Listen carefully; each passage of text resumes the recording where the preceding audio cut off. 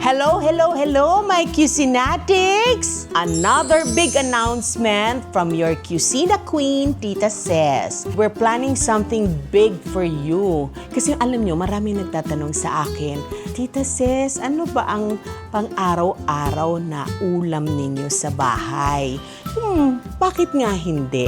Alam mo, simple lang kasi yung ulam namin. Lalong-lalo na kung kaming dalawa lang ni tatay ang nasa bahay, gawa na nga aking anak ay may sariling place. Senior citizens na kami, napakasimple lang ng ulam namin at very, very healthy. Bubuksan ko yung kusina sa aming everyday life dito sa aming bahay. Para naman, meron kayong connection sa personal life ko. Baka kasi akala ninyo talagang yung pinifeature natin sa kusina yun ang ulam namin araw-araw. Itong series na to ay pasilip sa kung ano ba ang linuluto ko pang araw-araw sa aming bahay. Nako, so abangan ninyo itong ating Cuisina ulam na tatawagin nating Culam.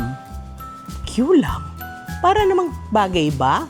Bakit ang hindi? Para ko kayong kukulamin. O pag nalaman ninyo kung paano gawin, para kayong kukulamin ninyo ang mga papakainin ninyo, hindi ba? So sige, abangan ninyo ang ating series na Culams, Cuisina Ulams.